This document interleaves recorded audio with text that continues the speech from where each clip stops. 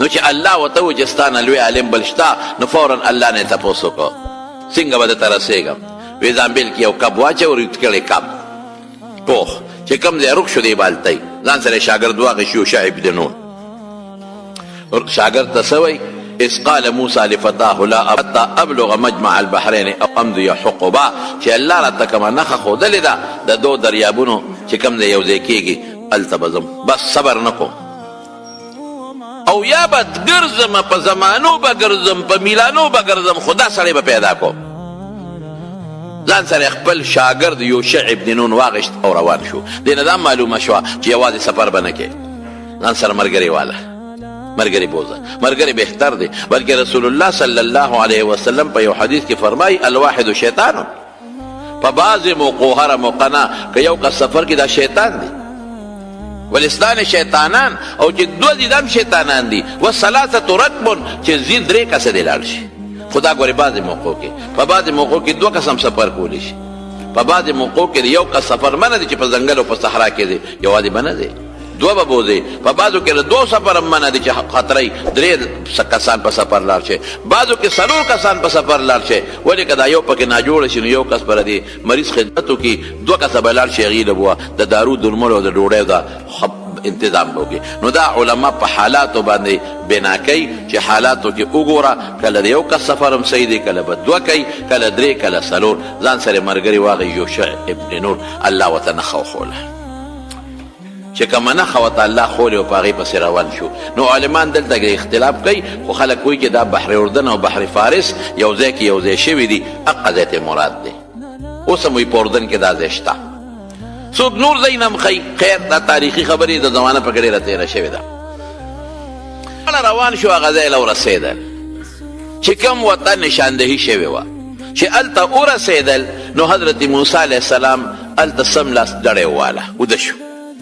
یوشع ابن نون چې کومې شاګرد دی هغه ناست دی ویښ دی څوکی کوي د خپل استاد ناتیلی راواغېست هغې کې خوراک دی ګوري چې زه خو وږی ما چې څه خوراک وکړم خو چې د تیلی نه څنګه هغه مزې کولو کړه او تیلی یې کولو کړه نو هغه چې کوم کب و هغه جمدی شو اوړقېد حدیث کې راځي تحرک اوړقېد او ټوپ یې کړې او دریاب کې وردن نه شو د دریاب په غاړه یو تیږې ته موسی علیه السلام ډډه والې وه کب اوړقېدو ټوپ یې کړه دریاب ته وردن نه شو فاستخذ فی البحر سربا او په دریاب کې چې ننوت نو یو سورنګ جوړ شو دا اوس معجزه شوه د موسی علیه السلام معجزه دې ته وایي چې د پیغمبر د لاسه یا د هغه په مخ کې یا د هغه د فایدې دپاره یا د هغه د امت د فایدې دپاره داسې یو کار وشي چې هغه د عقل نه بالاتري عقل یې نه مني او جمدې مړ کب جمدې کېدل دا معجزه ده دا د عقل نه بالاتر ده دا د رسول الله صلی الله علیه وسلم په زمانه کې هم شوي دي یو ځای کې حضور پاک مبارک ډوډۍ خوړه چا وله ګډ یا چیلی حلال کړی نو هغه غوښې چې وخوړلې صحابو نو وي دا هډوکې راغونډ کړې ورته یې راغونډ کړل نو رسول الله مبارک په لاس راخ که واپس ته چیلی جوړ شو په قرآن شریف کې راغلی دي د حضرت عیسی علیه السلام دا معجزه وه چې مړي ته به ودرېده ورته به قم باذن الله نو مړی به خدای پاک جمدی کړه معجزه وای دا که د یو نیک انسان نو شو پیغمبر نی نو کرامت به ورته وای عقل نه بار شي یادوم د عقل نه بار شي د مړي جمدي کېدل نه دا غټه معجزه ده دا د پیغمبر نه صادرېږي پیغمبر نه صادر شو نو معجزه ورته وای نیک سړي نه صادر شو نو دې ته به کرامت وای او که د یو بدعمله انسان داسې کار وکړو چې د عقل نه اوچتي مونځ نه کوي یا بدعمله دی نو ګورې دا به سحر او جادو وي ګورې دې پسې به نه دی بعضې وخت دې وخت کې د ساحراني او په سکرو د پاسه ګرځي بعضې وخت کې جادوګراني چاړه په خولې منډي بعضې وخت کې جادوګراني شیشې راولي چکونه پې لګوي بعضې وخت کې جادوګراني چاړه به په خېټه درته ومنډي ستا په مخ کې دا جادو وي نظربندي وي د دې خپل مختلف قسمونه دي دا څه نیکي نه ده دې کې شاګردي استادي چلیږي یو د یو نه زده کوي بل د بل نه زده کوي د جادوګرانو شاګردان دي د کاهنانو او په معجزه کې او په کرامت کې استادي شاګردي نه چلیږي چې د پیغمبر معجزه د هغه نه د هغه بچي نه زده کړی چې زه به همدا چل کوم چې د یو نیک انسان د یو ولی د خدای کرامت د هغه نه مریدانو او شاګردانو نه زده کړی چې ته دا کار کوې موږ به همداسې کوو پای کې استادي شاګردي نه چلېږي. نو دوه معجزې شوې، یو دا چې کب جمدې شو دریاب ته ټوپ کړې، او دویمه معجزه دا شوه چې هغه دریاب کې سورنګ جوړ شو. حالانکه اوبو کې چې یو شي ومنډې نو اوبه اتې راوباسي یا اخوا شي نو اوبه بیا یو ځای شي. اوبو کې سورنګ خو نه جوړېږي، اوبه خو یو بل سره یو ځای کېږي، او په هغې کې مستقل سورنګ جوړ شو. دې وی چې که خیر استاد راویښ شي نو دا خبره به ورته کوم، ځکه ناشنا خبره وه، ډېره ناشنا.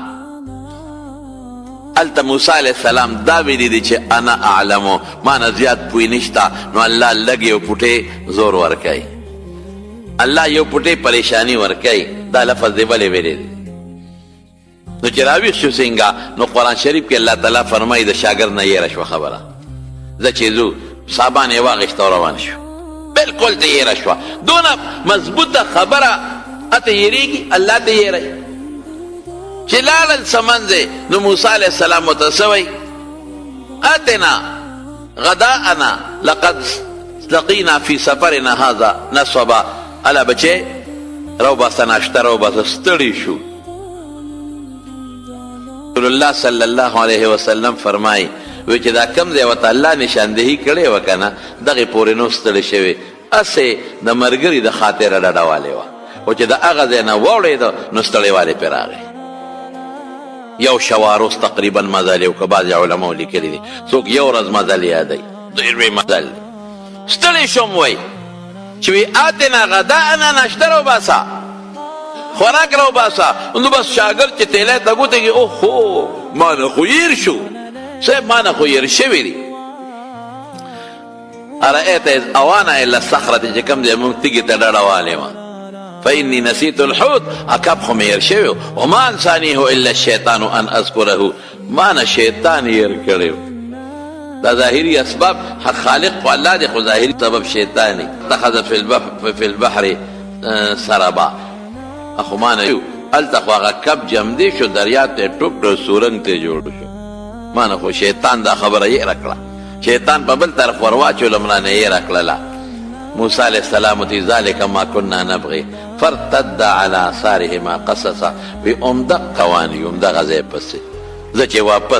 واپس چې څنګ تلي و همهغې قدمونو باندې په هغې لار واپس را روان شو. او موسی علیه السلام خو دې غوسه نه کړه، شاګرد ته یې غوسه ونه کړه چې د خدای بنده یو شواروز مزل دې را باندې وکړه. پوه دی چې ما الله په یو ګونه لږ تنبیه را کوي،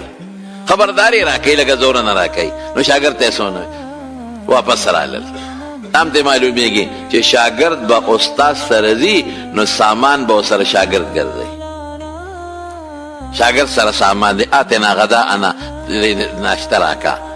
او استاد به حکم کوي دا راکه دا راکه دا راکه. او بل په سفر کې ځان سره سامان وړی شي، سامان به وړی ځان سره. دا د موسی علیه السلام پیغمبر دی او ځان سره سامان وړي، اسباب به وړي. پخوا چې به دا خلک حج ته تلل نو هغه به بلا سفر و، غونځاخي به دلته کې خلک وکړي یو بیاړه، بیا په سفر کې زمونږ د دې وطن اوس خو خیر د جد سفرونه هر ځای شی میلاویږي. پخوا چې 6 میاشتې او 4 میاشتې بهري سفر به و، دې مشرانو ته پته ده. نو غونځاخي به یې وله جوړ کړل، ښه بلا شی ابه اوچ به نه خرابېده، شرګاډو کې به یې وله سره کړل، اوچ به یې کړل والا، دا به یې ځان سره بوګړی به یې وله اوچې کړې، دا به یې ځان سره وړلې په جاز کې. پخوا جیانو باندې ډېرې سختې تېرې شوې دي. غټ د ټیم صندوق به و، غټ صندوق و، بیا یې وله ډک کړی و. او د سماتې لوټې به هم ځان سره وړی. دا د سماتې لوټې مینه، دا د سماتې لوټې دا به هم ځان سره وړلې. ولې دا ټایلټ پیپر یو ټیشو په زمانه کې نه وی، او دا به مشهوره وه چې په عربو کې شګي دلته کې لوټې نشته دی. نو د سماتې لوټې به یې ځان له وړې وړې کړې وې، تیلی به د هغې نه هم ډکه وه، دا به یې ځان سره وړلې. دا پابندي نه وه چې سامان بهري جز کې به تلل، انګوټ به یې ورته پخوا به بهري جز کې، او دلته به دغه ته ختل، ریلګاډي ته ختل. دا دنیا خلک به ورسره ریلګاډي ته لاړل، په ریلګاډي کې به غریب وخته او بیا به کراچۍ ته لاړ. شپه ګوره دی به کراچۍ کې تېرولې په بندرګاه کې اجي کیمپ یې ورته وي، او دا هغه شپه ګوره دی پس بیا چې نمبر راغی نو بیا به سامان ولې جز ته وښیي، جو جز کې به تلل، او جز کې به 9 ورځې او 9 ورځې په لاره لګېدې، جدې ته به لاړل. 5 شپږ ورځې به په جده کې تېرولې، ولې چې حاجي صاحب جدې ته ورسېده، هغه صندوق به نو بیا به پسې معلمان راتلل، غریبانان، هغه د اوښانو زمانه وه، او یا د دې بسونو بیکاره بسونو لا بړل مکې مکک میاشتې 4 میاشتې به دې خوارانو مکه کې تېرول. اوس هم زموږ طالبان چې راځي دا پلاران ولا څوک ولا سوجي سره کې ورسره پرتی، څوک ولا غونځاخي مور پلار په دغه کې، نو طالبانو سره خو ملګري وي نه غولې غوندې جیب کې واچوي، نو بار مخبرې ته ودي چکونه پې لګي لکه د بشیر جان په جان ملګري چا سره پېښ شو، خو دا خو ځان لا دغه دې دا څه ورته ویلې کېږي، دې خو 10-12 غونځاخي په یو ځل پخلې ورمنډي. نو دا مسائل د دې نه معلومېږي چې په سفر کې دې ملګري بوځه، سامان به سره ملګري وځي، ملګري ته ویلې چې دا شی راله راکړه، او د خوردنو سامان به وړې ګورې دا پیغمبر دی. توکل دې ته نه وي چې اسباب مې استعمالوه. زه اکثر طالبانو ته ویم حضور پاک مبارک چې غار حرا ته تللی و قرآن نازلېده نو ستوان ورسره پراته، خدیجې رضی الله تعالی عنها به ستوان وړل په خپل هم او اوبه به ځان سره وړلې. نو قرآن نازلېږي الله سره څومره مضبوط نسبت دی، بیا مو به ورسره پرتې دی ستوان، نو اسباب به استعمالوي. یمن خلک به راتلل حج له، وایي موږ په خدای توکل کوو، هېڅ به یې نه راوړل، په خدای توکل کوو. نو چې رابلل هلته به د خلکو نه بیا سوالونه کول. نو الله وایي وتزودوا فإن خیر الزاد التقوا، ځان سره چې په سفر دی توخه وړه، بهترینه توخه هم دغه چې د سوالونه کې د خلکو نه ونه غواړې. نو چې په سفر دی که تبلیغي سفر کې دا بعضې دوستان دي، او که په هر سفر دی نو ځان سره ملګري، ځان سره توخه وړل دا ضروري دي. واپس رالل، چې واپس رالل هغه تیږې له راورسېدل. نو بعضې علما وایي و یو جزیرې ته لاړل. وګورې بعضې مفسرینو لیکلي دي، او د امام بخاري رحمت الله علیه د ترجمة الباب نه هم دا معلومیږي، باب ذهاب موسی الى الخضر فی البحر.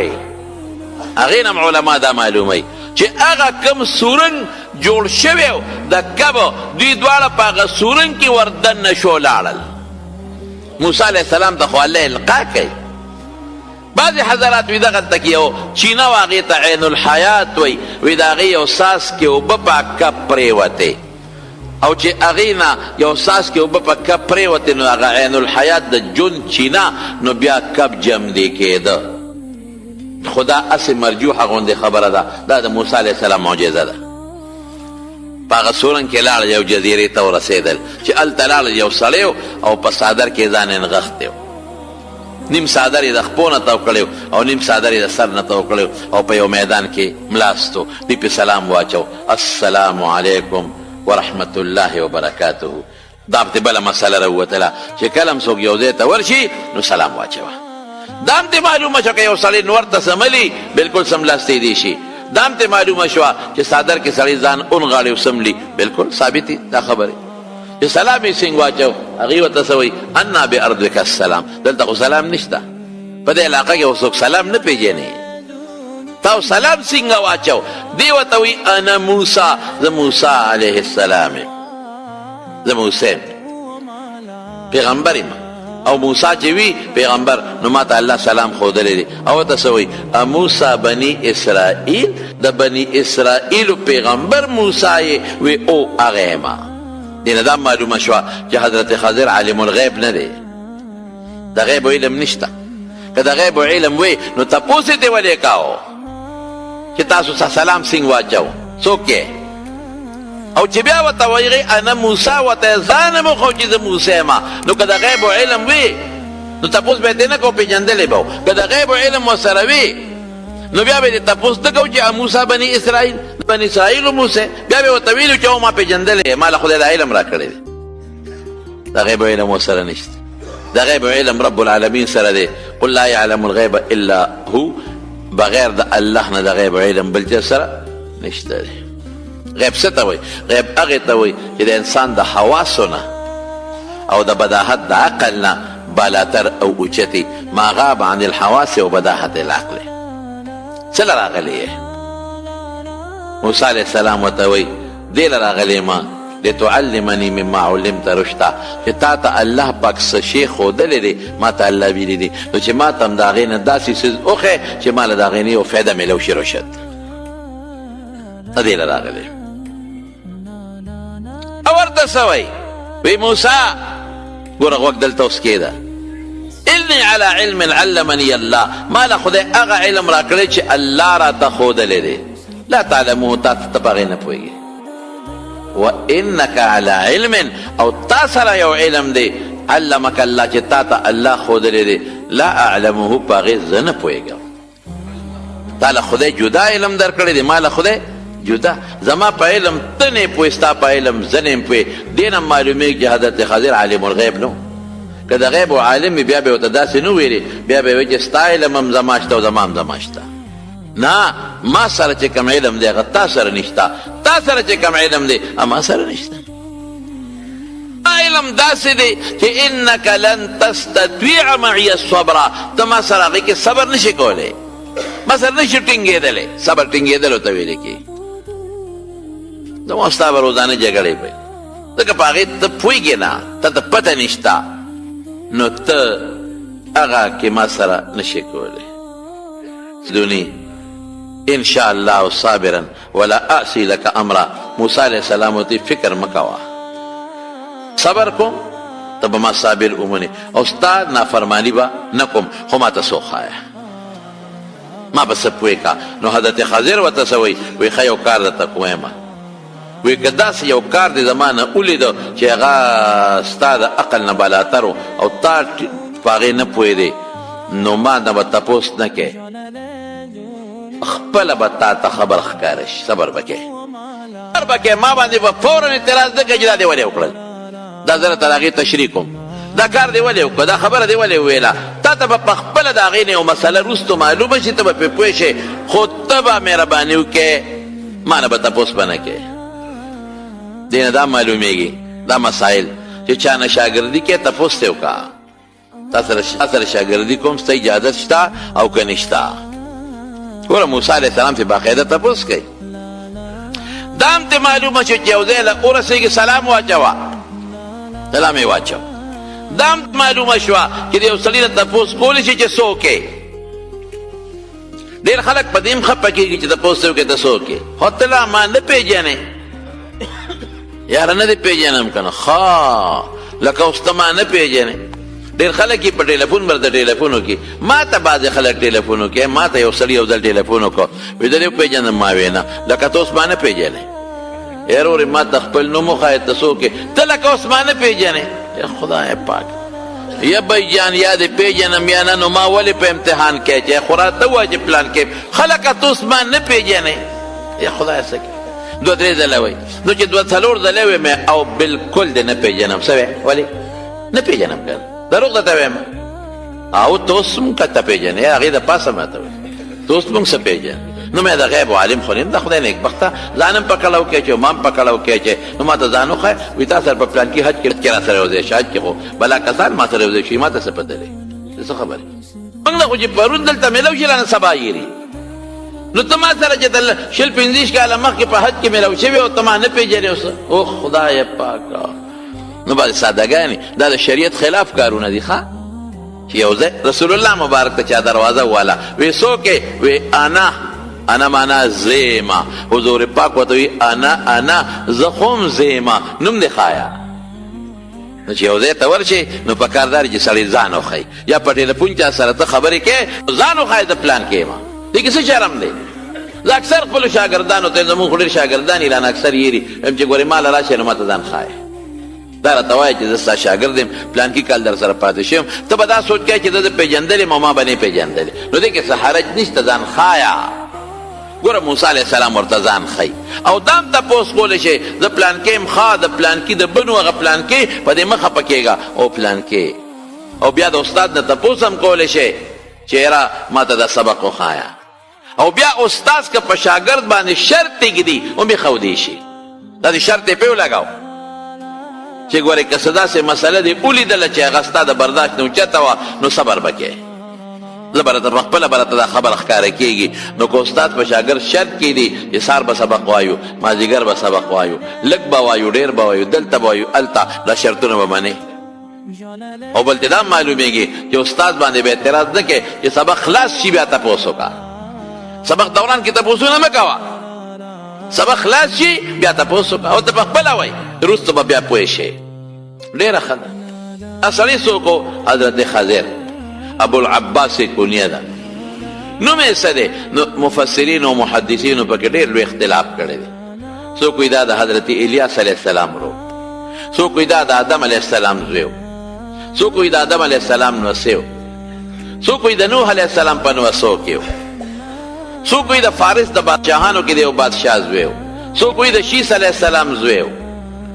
څوک وایي د ده پلار نوم ملکانو بلیا د ده نوم و. بهر کیف هېڅ پته نه لګي، په احادیثو کې داسې ذکر نشته. دا زموږ د خلکو خپل سوچونه او خپل فکرونه دي، خو د خدای بنده و. الله په قرآن شریف کې فرمایي چې عبد من عبادنا، زموږ په بندګانو کې یو بنده و. او خضر ورته ولې وایي؟ نو بس زه به یې هغه مشوره معنا وکړم، اگر چې علما په دې کې نور توجیحات هم کوي. وایي چې په اوچه ځمکه به په ډاګه ځمکه کېناسته او پا به سید نو ابه شنه وه، بیا ابه تې شینکۍ به تې جوړه شوه. او څوک یې شنې جامې به یې اغوستلې، څوک یې د شنو پټو جامې به یې اغوستلې، څوک یې شین پټکې یا شنه ټوپۍ به یې په سره وله.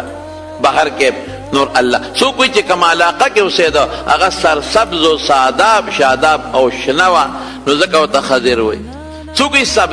سبزو کار به یې کو. بهر کې دا د علماو اقوال دي، خو مشهوره دا ده چې په یو ډاګه میدان اوچ میدان به کېناسته. دا یو روایت کې هم شته او پا به سیده، یو روایت کې هم شته. نو ابه لاندې تکه شنه شوه. خضر خضرت شینوالي ته ویلې کېږي. کله تېر شوی دی الله ته پته ده. پیغمبر و که ولي و؟ نو بعضې حضرات وایي د خدای ولي و، یو نیک بنده و، پیغمبر نو. راول دا دی چې دا د خدای پیغمبر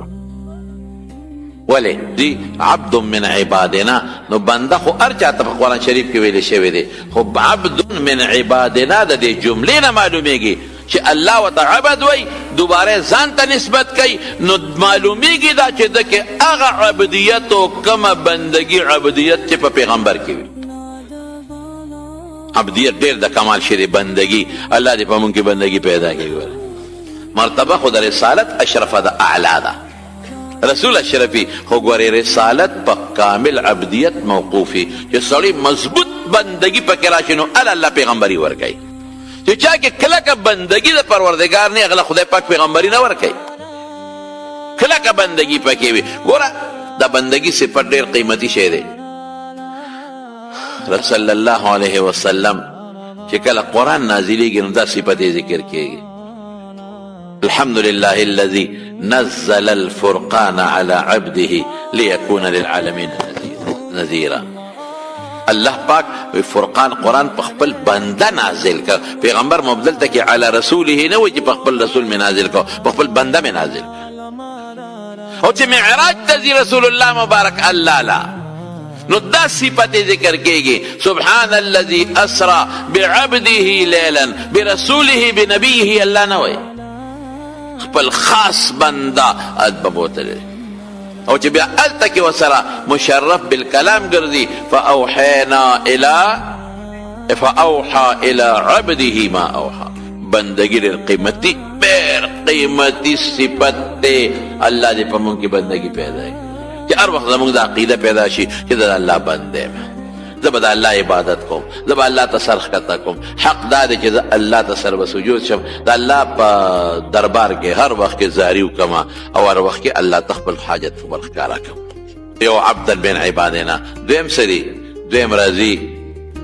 قرآن شریف کې الله فرمایي چې دله ما علمناه من لدنا علما، ما داس علم ورکړی، علم لدني. نو دا دنا علما عام انسان تم کې دي شي، خدا ټول چې مونږ یو ځای کو. خدای آتا څنګه دی؟ من لدنا، مونږ خپل طرف نه علمناه، مونږ علم ورکړو. وآتیناه رحمة من عندنا. نو رحمت په عام انسان هم کېږي، خو چې دا رحمت من عندنا یو هم راوالی. عبدا من عبادنا امرا واخلي، او من لدنا علما لفظ امرا واخلي، او دا نور حالات چې موسی علیه السلام راځي، دا ټول چې یو ځای کې د دې نه ښکاره د دې خبرې غالب ګمان پیدا کېږي چې دا د خدای پیغمبر و. حضرت خضر عمر هم وله خدای ډېر ورکړو. آیا اوس جمدی دی که مړ دی؟ زموږ بعضې علما لکه امام بخاري رحمت الله علیه، یا زه به ووایم چې محدثین اکثر وی دی وفات شوی،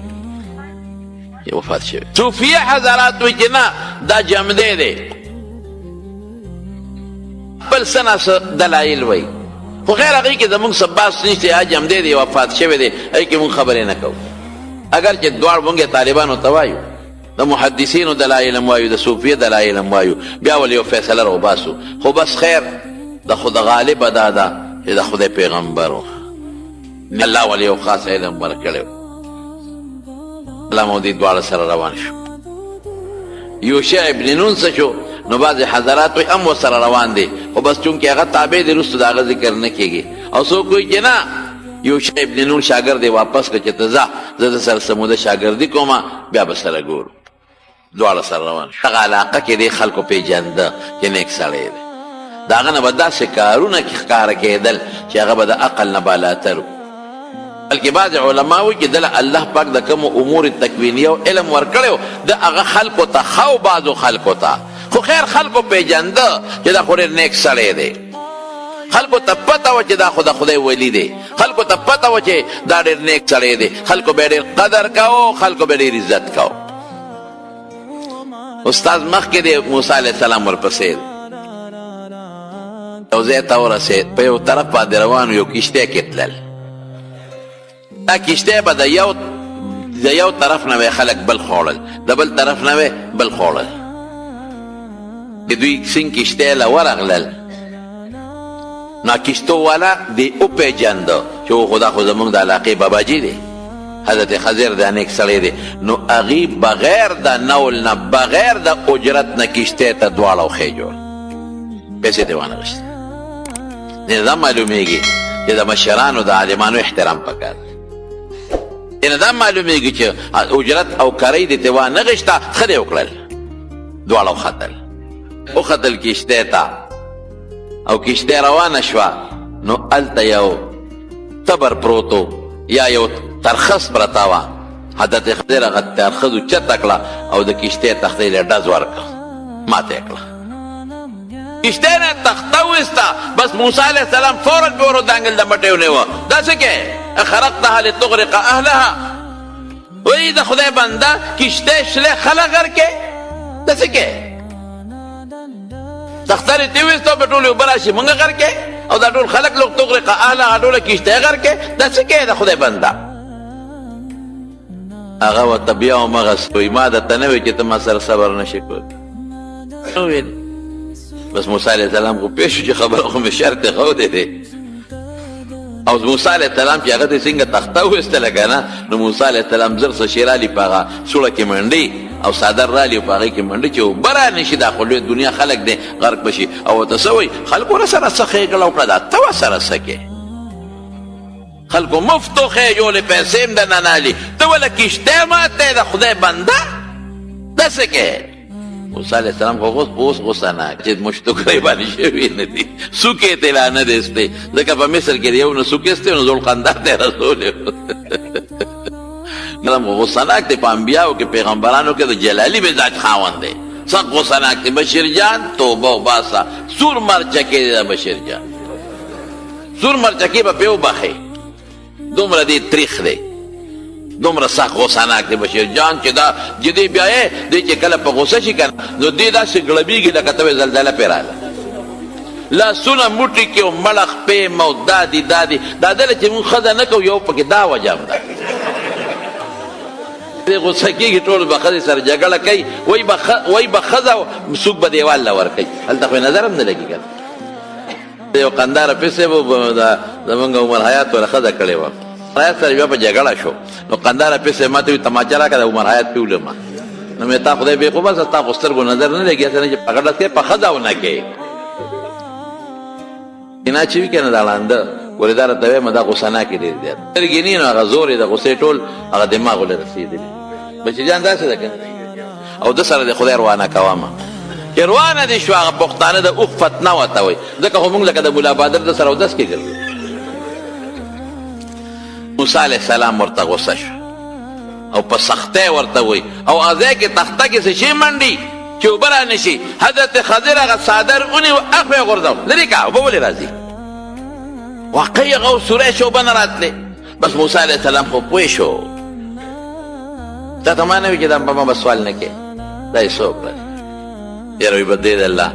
راته غږ مه کوه بیا به نه تېر شوي اوس که ته سوال وکړې چې په موسی علیه السلام کې شرط لګولی نو موسی علیه السلام بیا ولې دا خبره وکړه نه دی او قانون دا دی چې پیغمبر کم کار وکي هغه شریعت حکم شي. د پیغمبر په مخ کې چې یو مسلمان انسان یو کار وکړي او پیغمبر پې چپ شي دا د شریعت قانون شو. نو که موسی علیه السلام دلته چپ پاتې شوی وی هغه ته خو پته وه چې دلته یې پردی کښتۍ ماته کړه، هغوی خیراتي وړو دی وله کښتۍ ماتوي. نو که موسی علیه السلام غږ نه وی کړی چپ پاتې شوی د موسی علیه السلام علم ده چې دا به قانون جوړ شوی چې پردی کښتۍ ماتوه جایز دی. پیغمبر په مخ کې چې څوک یو کار وکړي پیغمبر چپ شي نو قانون د شریعت قانون شو. دا به د شریعت قانون ګرځېدلی و چې پردی کښتۍ ستا مخکې څوک ماتوي ته به غږ نه کوې. که پردی کښتۍ ماتوي دا جایز دي ځکه د موسی علیه السلام مخکې ماتېده و هغه غږ نه دی کړی.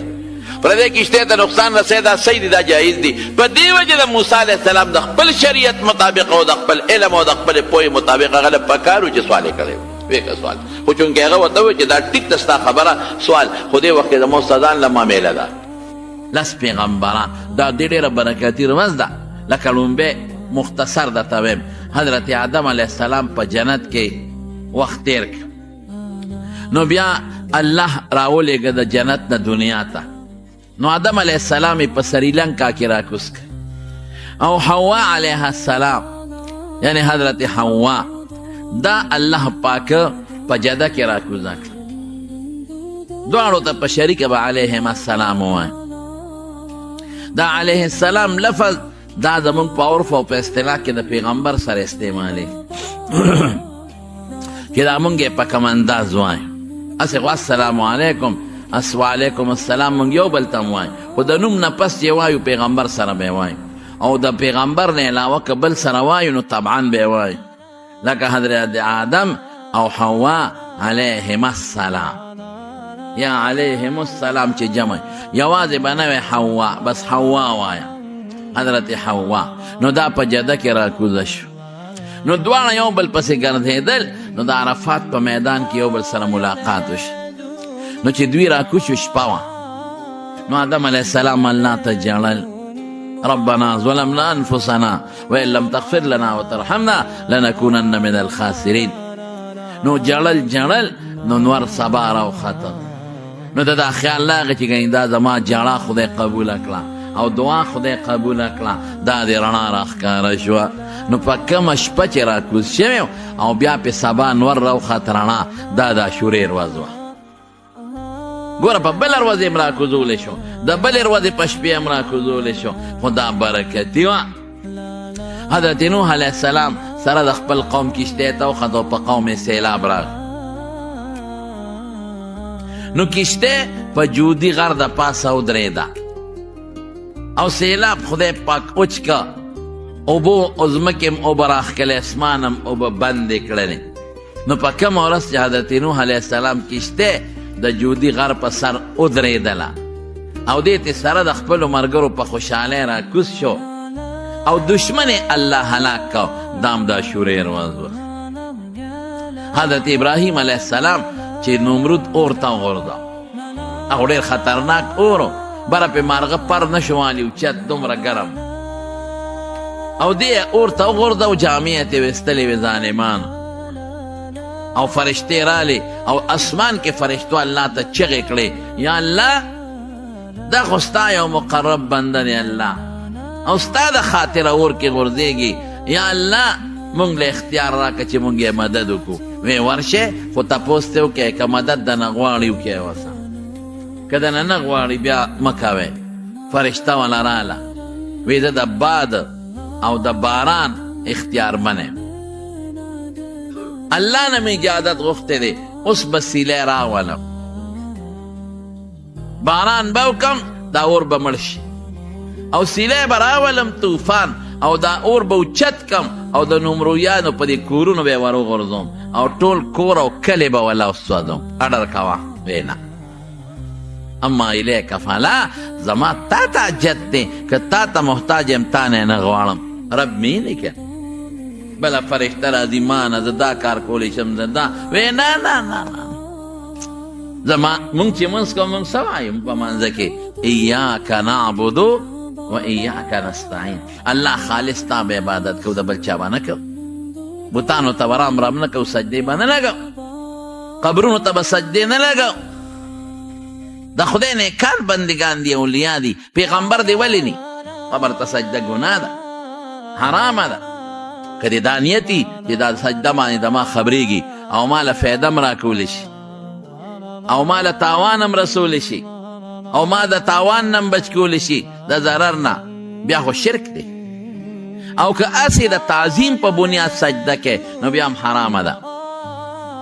نو قبرونو ته سجده کول دا حرام دی دا ګناه ده او د مخلوق نه غوښتل ما سوا د الله نه په هغې کارونو کې چې د اسبابو نه اوچتې دي یو خو د اسبابو لاندې یو کاري لکه ځای مې اوبه راوړه دا ستا وس کې دې راوړی شي دا خیر دی ما له ډوډۍ راوړه دا ستا د سبب لاندې دې راوړی شي دا خیر دی یا یو سړی ډاکټر ته وایي صاحب ما له علاج وکړه د علاج د هغه وس کې د دارو به ورته ولیکي وله به ورکړي یو هغه څیزونه چې هغه زمونږ د وس نه بار دي زمونږ د لاسو نه بار دي هغې کې به د بنده نه غوښتنه نه کوې د چا نه به کوې الله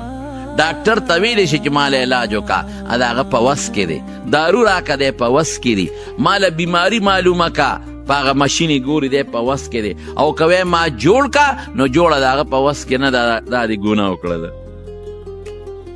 ملا صاحب ته ویلی شي ما دم که ما له تعویض راکه دا بالکل د هغه په وس کې دی او که وی چې استاد جي ما جوړ که نو جوړول د چا په وس کې دی بنده ته ویلی شي ما له واده وکه ما له ښځه وکه ما له علاج وکه چې ما له خدای بچي راکړي د ما او د ښځې له چې بچي راله راکړي ما ته دم درود وکه چې موږ له خدای بچي راکړي دا ویلی چې دا په وس کې دي او که دا دې ورته وي چې ما له زامن راکه نو دا د انسان په وس کې نه دي د چا په وس کې دي د الله په وس کې نو چې کم شی د انسان د اسبابو لاندې نه راځي او د انسان د وس نه اوچت دی هغې کې به د بنده نه غوښتنه نه کوې د چا نه به کوې بیمارۍ جوړول بچي ورکول دا د خدای په وس کې دي دا د انسان د وس نه بار دي نو ابراهیم علیه السلام غوندې مقرب پیغمبر هغه پیغمبر چې خدای په قرآن شریف کې فرمایي ولقد آتینا ابراهیم رشده من قبل وکنا به عالمین مونږ په ماشوموالي کې دته هدایت پړه کې اچوله او مونږ ته پته وه چې دا د هدایت قابل وي نه دی ورته ورغورځو فرشتو خدای ته چغې کړي خدایه زمونږ خو پې رحم راځي الله پاک ورته وایي کوني بردن وسلاما علی ابراهیم یخشه خو دومره یخم نه چې تکلیف ونه ورکې معتدل سلاما نه ګرم او نه یخ اور کې اور مړ شو ټیک ټاک روغ سلامت ته راووت چې په کومه ورځ راووت ابراهیم علیه السلام د اور نه نو دا هم د عاشورې ورځ حضرت موسی علیه السلام د فرعون نه روان شو 6 لکه لښکر د فرعون ورپسې دی 6 لکه موسی علیه السلام الله ته وایي الله انا لمدرکون هغه دې رالاندې کوي تا خو ما د لار ښولې وه په دې لار خو دا دریاب دی دا به څه کې پل خو نشته ویزه چې ما کومه ښولې په هغې چې ورغې وي دغه دې رالاندې کله هېڅ چېرې داسې نه کېږي فلما ترا الفئتان یو بل یې ولیدل دومره رانږدې شو یو بل ته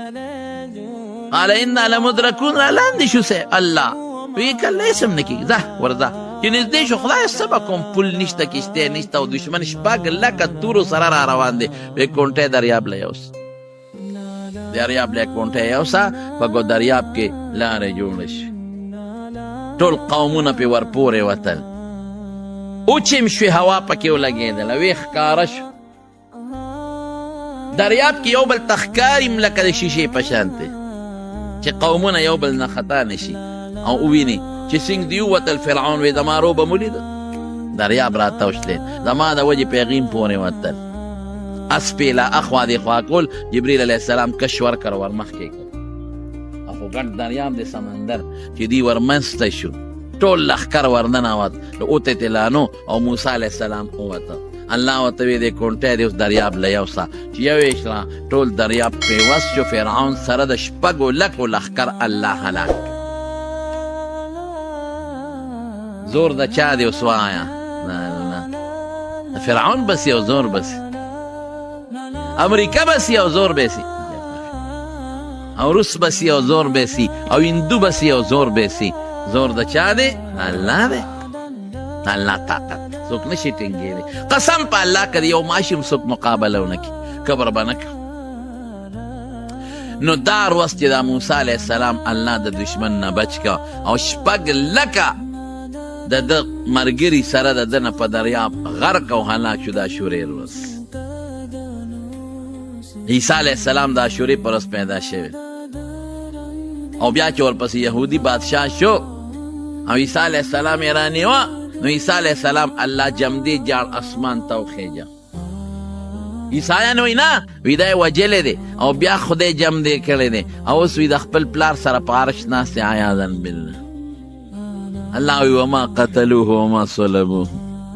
نه دی وجلی دی او نه یې پسولی کړی دی ولکن شبه لهم دی باندې سې شک او اشتباه راغلی دی الله وی ولکن رفعه الله الیه ما ځان ته پورته کړی دی او د قیامت نه مخکې به راځي دجال به وجني دجال او په دې دنیا کې به حکومت کوي نو عیسی علیه السلام پیدایش هم په دې ورځ او جمدې جاړ اسمان ته اوچتول هم په دې ورځ جمدې ښه دا زموږ عقیده ده ګوت دا ډېر ظالمان یې نه مني دا مردایان او قادیانان دی وی نه دی هغه مړ دی وای نه جمدې دی دا هم دا شورې ورځ وه دا دواړه حضرت ایوب علیه السلام باندې الله بیماری راوسته بیمار شو داسې بیمار شو چې خلکو به ته بیا کرکه کول یو بیبي یې خدمت یې کوم زمونږ بعضې خلک یو غلطه غوندې قصه کوي چې په هغې م پوه کوم وی چینجي پکې شوی دا ګورې غلطه قصه راخه پیغمبر خدای د چینجو نه ساتي چینجي پکې نه دي شوی خو بیمار شو بیا الله ته سوال کې رب انی مسنی الضر وانت ارحم الراحمین الله بس تکلیف را ډېر شو خدای ته ارحم الراحمین الله وی فکشفنا ما به من ضر ما ته هغه تکلیف لرګ وآتیناه اهله ومثله معه خدای ولا بچیم ورکل د هغې نه زیات ولا خدای پاک ورکل نو ایوب علیه السلام چې د بیمارۍ نه په کوم ورځ باندې جوړ شو دا د څه ورځ وه عاشورې یونس علیه السلام د کب ګېډې ته ورسېد د کب د ګېډې نه چې کله کب راوغورځو بار او خدای د کب د ګېډې نه بچ که دا هم د عاشورې ورځ ده او زما وروڼو د یعقوب علیه السلام او د یوسف علیه السلام ملاقات واها یعقوب علیه السلام خو جړل دوی پسې وابیضت عیناه من الحزن وهو کظیم سترګې تکې سپینې شوې د ژړا نه چې بچیم وي او د یوسف په شان بچې مې چې رسول الله مبارک فرمایي د ټول دنیا د انسانیت او د مخلوق نیم حسن خدای ورکړی چې داسې بچې وي صالح بچیم وي او هغه ته روک شي او غیب شي ته په کلونو ته غیبي په کلونو او بیا د دواړو ملاقات کېږي نو یو عالم لیکلی دی یو تفسیر کې وی د اسمان فرشتو الله نه سوال وکړو الله اجازت راکړه چې دا تماشه وکړو دا به څنګه چل دا منظر خو وینو الله د دواړو یو بل سره ملاقات شو بغلګیر شي تر غاړه وتلی تر غاړه او قانون بدو چې بادشاه ته به خلک ټیټېدل ښکته کېدل به سجده به هغه زمانه کې تعظیم سجده جایز وه ټیټېدل ها ذا تأوی ای بابا زما د خوب دا هغه تعبیر و چې 11 ستوري او نور سپومې به ته د سجده کوي تعبیر رؤیای من قبل قد جعلني ربي حقا په دغه ورځ چې دا دواړو ملاقات وشو او د اسمان فرشتې تماشې له راځي دا شورې ورځ او زما وروڼو سلیمان علیه السلام نه بادشاهي څه وخت له تلې وه هکه مقرره بیا به درته وویم بیا ولا الله خپله بادشاهي حاکمیت واپس کو په کومه ورځ چې ورته واپس شو دا هم د عاشورې ورځ ده او اصحاب کهف متعلق راځي قرآن شریف کې چې دی مونږ اړه وراړو کال کې یو ورځ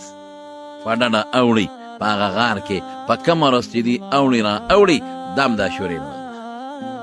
نو لسو پیغمبرانو له او د اصحاب کهف پیغمبران نه دي دا هم پکې هسې ما ورسره ذکر کړل الله پاک په دې ورځ باندې عظیم خوشحالۍ ورکړي دی وجنه علما دیتا اول حدیثو کې د دې نوم د عاشورې راغلی او زمانونو یو خبره بلم ده پکې په دې ورځ باندې د تاریخ یو عظیمه سانحه واقع پیښه ده او د تاریخ په مخ د ځمکه دومره عظیم ظلم شوی دی دومره عظیم ظلم چې داسې نه مخکې شوی دی او نه به تر قیامته پورې وشي عظیم ظلم هم په دې ورځ شوی دی هغه ظلم څه دی هغه حضرت حسین رضی الله تعالی عنه په دغه ورځ شهید شوی دی دا د تاریخ یو عظیم شان زیاتې یو ظلم یزید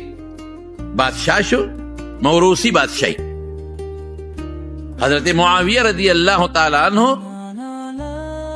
په خپله زندګۍ کې دا فیصله وکړه چې ما نه پس به یزید بادشاہی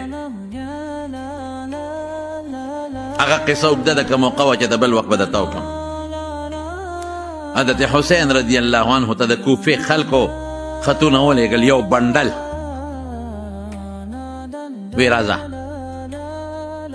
دا بادشاهي تم مه منه مونږ یم نه منه مونږ در سره یو ډېره ښه ده حضرت حسین رضی الله عنه سره د ټول مستقل مکمل خاندان د تره بچي خپل بچي ورېرونه د قوم یعنی د رسول الله مبارک د خاندان چیده چیده خلک سره د زنانو کوفې ته روان شو دې نه مخکې خپل د تره زوی مسلم ابن عقیل ولیږه مسلم ابن عقیل ته ټول د کوفې او ګردونوا خلک راغون شو شابه کله به راځي هغه خط ولیږه حسین رضی الله عنه ته ویې راځه او چې خط یې ولیږه هغه ظالمان د مسلم ابن عقیل نه واوړېدل او هغه شهید بیا خو هغه حسین رضی الله عنه را روان شوی خیر هغه واقع اوږده ده کربلا میدان هغې ته راورسېد ولې دوه وجې دي وجې ډېرې دي خو دوه یو دا ده چې د بادشاه او د خلافت اسلامي طریقه دا نه ده چې دا تا کمه کړې د بادشاه او د خلافت اسلامی طریقه دا ده چې اهل الرأی دیندار صالحان عقلمن او د دین سمج سوچ والا خلق به یو ځای شي شورا نو هغوی به انتخاب کوي داسې نه چې زه پلار یم او زما نه پس به زما زوی بادشاهي مثلا داسې به نه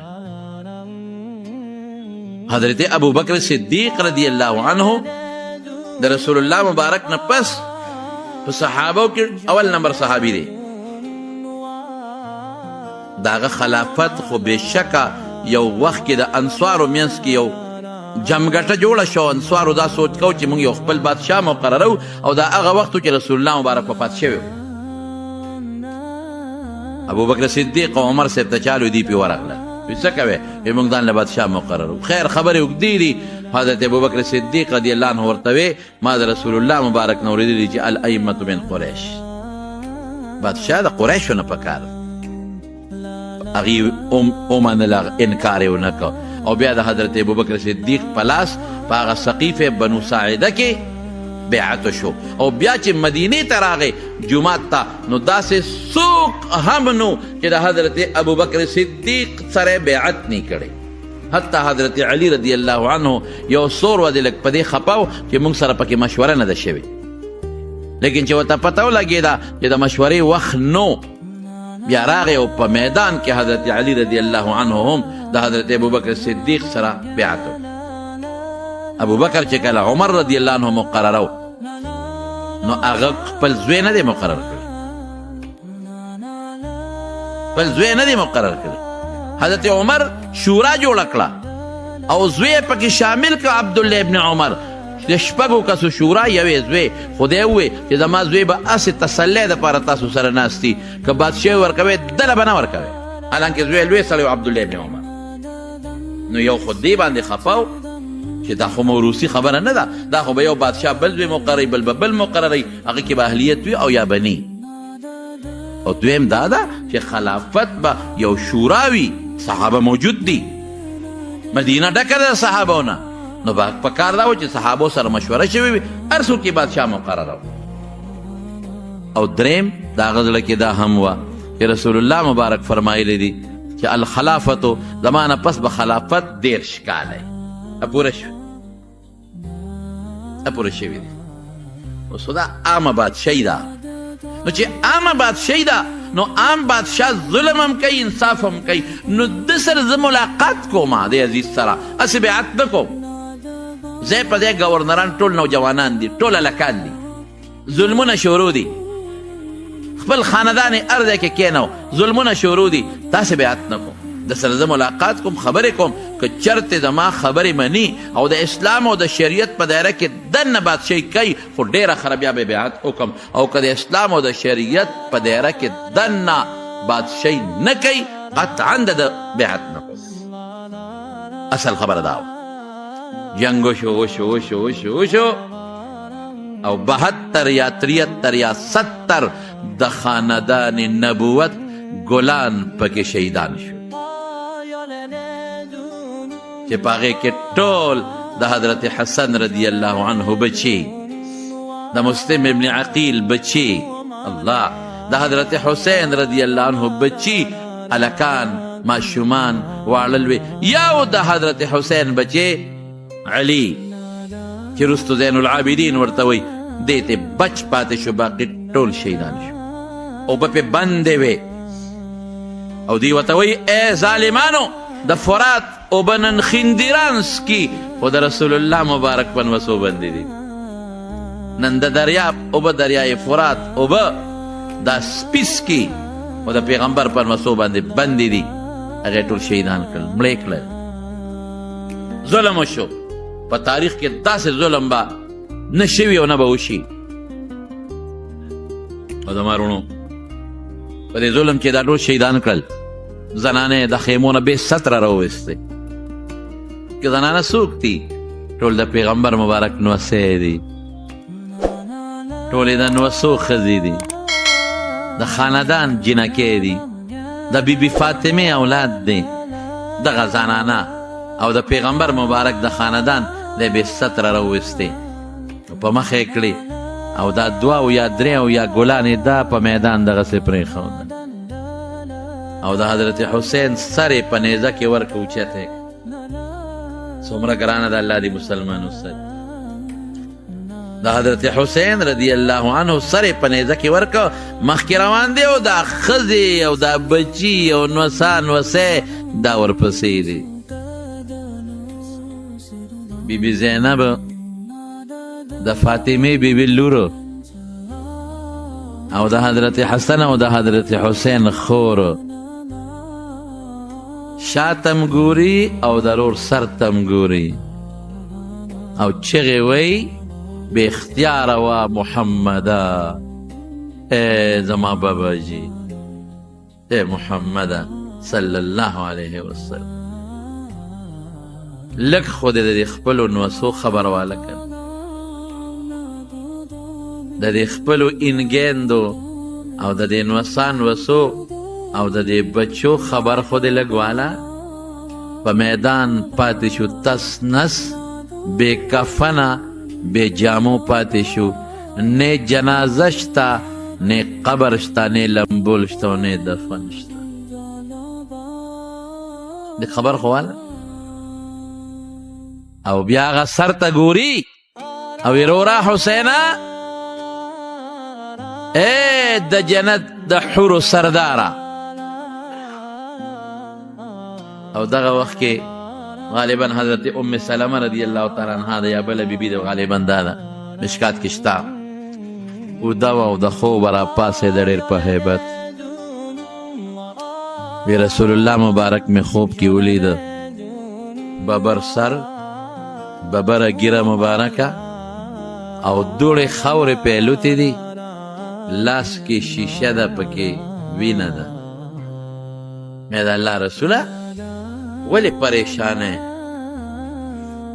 تکلیف او د ویښتو ته درد و غبار ته ولې پریشانه دا لاس کې دې څه دي وی ما ته وی شهدت قتل الحسین آنفا دې وخت کې د حسین شهادت ته ولاړو مغې نه رالم لږه وینه مې بوتل کې راغشتې ده زما د بچي د حسین وینه ده په دا بوتل کې دا سر یې وړه د کوفې ګورنر ته عبیدالله ابن زیاد ته هغه ته یې مخکې کېښود دی ډېر خشته و ډېر ښکلي حضرت حسن او حضرت حسین حسن د پیغمبر د دې نامه نه بره د حسن وجود د رسول الله مبارک په شان دی او د نامه نه لاندې د حضرت حسین وجود د رسول الله مبارک په شان دی ډېر ښکلی د حسین د حسن به خلکو تعریف کاو خشته و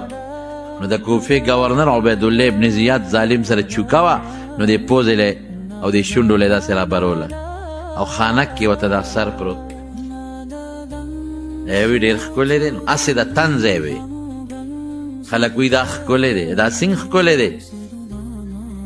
حضرت انس وی دا مجلس کې ورغلم ما وی ای عبیدالله ظالمه اوچته که چوکا زما دې د الله په ذات قسمي چې ما په خپله دا شونډې لیدلې دي چې رسول الله مبارک ښکل کړی هغه شونډې چې د دواړو جهانو مبارک سردار ښکل کړی دي دې په چوکه وې دواړو سره د رسول الله مبارک انتهایی مینه وه حضرت حسن چې پیدا شو رسول الله مبارک خبر شو نیغ ولا کور ته ورغی ګوټي ولا ورکړه خوله مبارکه کیشې ووهه او دلې خوله کې ورکړه او وی بچې څه نوم مې ورته ایښودی دی وی حرب حرب څه ته وی بهادرۍ ته جنگ بهادري یعنی د بهادرۍ خاوند بهادر معنا به وکړم زه زیدون عدلون بهادر معنا به وکړم بهادر علي بهادرو زوی لم دا نوم ایږدي رسول الله مبارک وی نه بچې حسن نوم ولکې حسن معنا ډېر ښکلی دا خو ډېر ښکلی دی 11 میاشتې پس بیا حضرت حسین پیدا شي رسول الله مبارک ورغی څه نوم هم ورته ایښودی دی حقا نوم د هغوی خوښ وی حرب وی بچې حسین نوم ولکېده او حسن او حسین هغه نومونه دي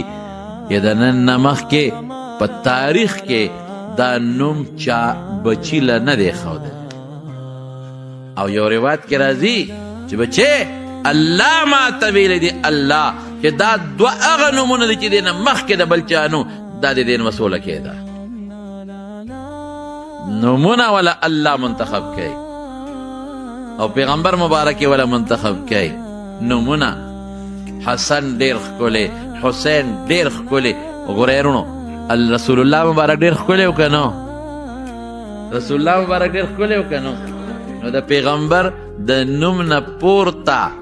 عیسی هغه شکل د حسن نوم نه لاندې د حسین نو د پیغمبر وجود په دواړو تقسیم دی نو دواړه به ښایسته ني ښکلې به ني دواړه مزېدار ښایسته او لا واړه دي زما رونو د مور پی خوري لا ماشومان دي واړه دي لا بالغان نه دي مونځ پې نه دی فرض روژه پې نه ده فرض زکات پې نه دی فرض او دقه ټیم کې لا واړه دي او ماشومان دي لوبو والا کلونې دي رسول الله مبارک فرمایي الحسن والحسین سیدا شباب اهل الجنه دا بچی چې دا ماشومان کلونې لوبې دا به د جنت د ځوانانو سرداره یوازې دا نه چې جنت ته به ځي د ځوانه او مور به سیدة نساء اهل الجنه فاطمه به د جنت د ښځو سرداره بچی دي بچی او فیصله کېږي خلک خو چې نیک عمل وکړي نو جنت ته به ځي جهاد وکړي جنت ته به ځي روژه ونیسي جنت ته به ځي مونځ وکړي نو جنت ته به ځي علم وکړي نو جنت ته به ځي نو حفظ وکړي نو جنت ته به ځي شهید شي نو جنت ته به ځي نه نه نه دا لا په عمل پوهېږي نه بچي دي او جنت نه د جنت د ځوانانو سرداره رسول الله مبارک چې به د سفر نه راغی نو بی بی فاطمه کره به ورغی وی دماغه بچي څه شو راویې باسه راوباسه دماغه بچي دا دواړه به ورته رالل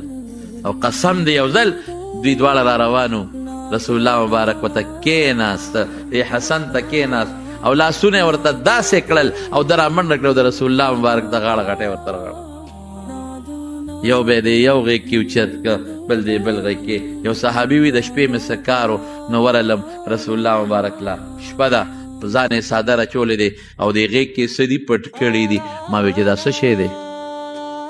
ما دې تپوس وکړه الله رسوله زما خو دا غرض دی دې له رالم دا څه شی دی چې دا څادر دې پې اچولی دی وی زر یې ته څادر لرې که نو په دې یو رونې حسن ناستو په دې بل حسین وی ما ته وی چې انی احبهما دې دواړو سره زه ډېر محبت لرم تم ورسره ګورې مینه دومره یې خوښ او یو ځل رسول الله مبارک ورته ټیټ شو وی زما په د اوږه راسور شه ټیټ شو ورته او د پیغمبر په اوږه ورسور شو رسول الله مبارک دوی بچې وی داسې سورلي به دې چتلي دي الله اکبر یو ځل یې په اوږه دی یو صحابي وی یا غلام نعم المرکب رکبتا لکه په ډېره ناشنا سورلی سورې ښایسته سورلی محمد مصطفی صلی الله علیه وسلم حضور پاک به داسې وی و نعم الراکب هو سورلی خو هم مزېداره ده خو شاه سوار هم ډېر مزېدار خیرونو دغه بچیم مخلوق د خدای پرې نه ښودل دغه ماشومان او ګلان او د پیغمبر هما ریحانت دا زما خوشبویي ده دا زما خوشبویي ده رسول الله مبارک به پوزې ته رانږدې کولو بویول به ښکلول به ام چا معاف نه کړل شهیدان یې کړل هغه حسین رضی الله عنه هم شهید که سر یې ترې پرې که هغه حسن ته هم زهر ورکړی شو شهید شو هغه عثمان چې کائنات په هغه ورځ روانېدل که روانېدل اسمان ماتېده نو مات شوی به هم چا پرې نه ښود شهید یې که هغه علي هم په خنجر ووت شهید شو هغه عمر فاروق رضی الله عنه هم په خنجر ووالی شو شهید شو د بادشاه دپاره او د دنیا د مال دپاره دې سره هم ظلم وشو چا پرې نه ښودل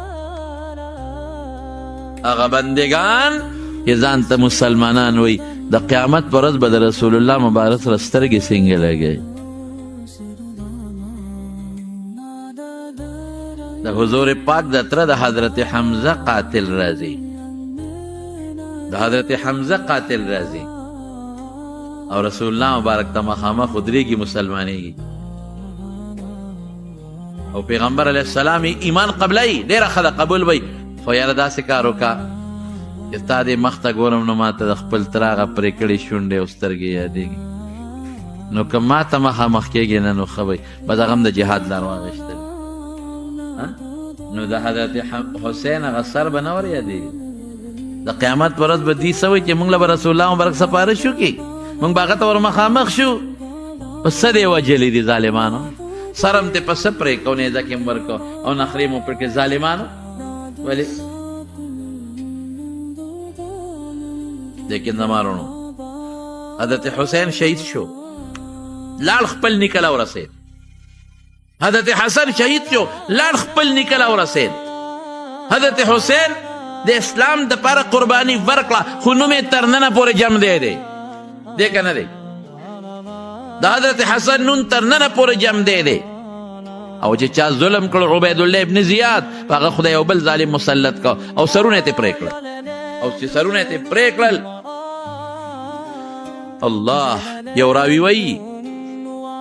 وی ورلم د دمشق جومات ته سرونه دقسې پراته دي یو عبیدالله ابن زیاد چې دا کم د کوفې ګورنر و حسین رضی الله عنه د چا په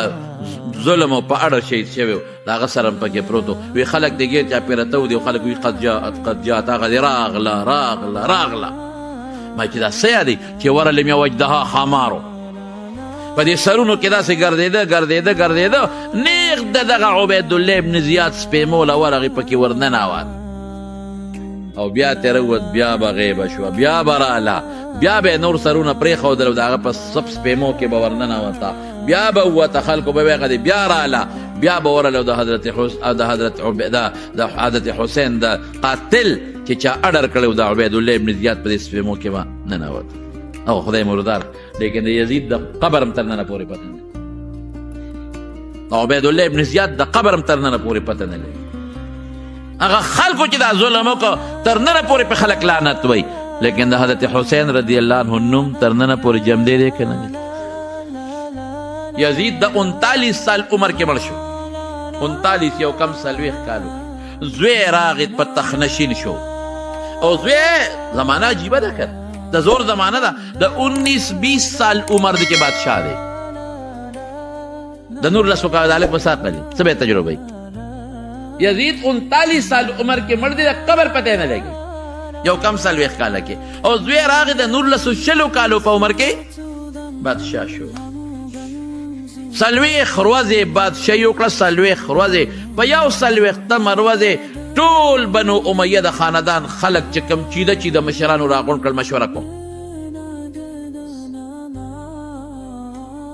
40 ورځې حکومت په یو 40 راغونډ کړل یو 40 بنو امیه چې کم د خاندان چیده خلک و ګورنران وزیران د شورا خلق د ټول راغونډ کړل او هغې وی چې اډر جاري کوي چې څه به وایي هلک دی او چې ټول ورته راغونډ شو ټول چوکۍ راواغېسته دا چوکۍ راواغېسته او چوکۍ دقسې لاس کې ونیوه دغسې داسې پې کېښود او څه وایي ای بنو امیو ای زما گورنر او د چا بادشاه دی د 3 عیسی دنیا بادشاه دی د څومره عیسی 3 عیسی دنیا باندې حکومت دی او عمر نور لس یا شل کاله دی څوک یو عیسی دی ای بنو امیه گورنرانو وزیرانو پارلیمنٹ ممبرانو صوبائی قومی اسمبلی ممبرانو شورا ممبرانو کینه ټول حاضر یې ای جرنیلان ټول ناست دي چې څومره د فوج جرنیلان دي ټول یې راغونډ کړي دي میدان کې ناست دي هغې وایي چې څه اډر به جاري کوي چې څه به وایي اډر یې څه دی وایي واورئ وایي زما پلار یزید ډېر لوی ظالم زما پلار یزید ډېر لوی جابر و زما د پلار د یزید د تخت لاندې د پیغمبر علیه السلام د خاندان وینې پرتې دي زما د پلار د یزید د کرسی لاندې د رسول الله مبارک د خاندان لاشونه او وینې پرتې دي او زما د پلار د کرسی او د تخت لاندې د رسول الله مبارک د نوسي د حضرت حسین وینې پرتې دي زما پلار د حضرت حسین او د پیغمبر د خاندان په وینو حکومت کړی دی د هغه د تخت لاندې د رسول الله مبارک د خاندان د حضرت حسین وینې پرتې دي په دغه تخت زه لعنت لیږم په دا کرسی زه لعنت ویم چې د کومې کرسی لاندې د رسول الله مبارک د خاندان وینې پرتې دي په دا کرسی زه لعنت ویم چې د کومې کرسی لاندې د حضرت حسین غوندې هستې وینه پرته ده لعنت پې ویم درنه لاړم کونټۍ واغېسته کرسی م پېښه چې چاله یې خوښې ورکړې سلام علیکم خپل بچی یې مني زما وروڼو هېڅ شک نشته چې د حضرت حسین رضی الله عنه سره ظلم شوی دی هېڅ شک نشته چې د حضرت حسین رضی الله عنه د خاندان سره زیاتې شوی دی ظلم شوی دی شک نشته په سر وس شوی دی د اشورې لیکن دا خبره وره د دې ظلم د وجې د اشورې ورځ سپېره کېږي نه ګور تاسو نه تپوس کوم چې د جمعې پر ورځ څوک شهید شي هغه سړی بختور دی که جمعه سپېره ده جواب را هغه سړی بختور دی جمعه خدای ورکړه که د اختر پر ورځ په چا ظلم شو شهید شو نو د اختر ورځ سپېره نه ده بلکې هغه سړی بختور دی نو د حضرت حسین رضی الله عنه د هغه خاندان که د عاشورې پر ورځ شهیدان شو نو د عاشورې ورځ سپېره نه ده بلکې هغې بختور دی چې خدای والا قیمتي ورځ ورکړه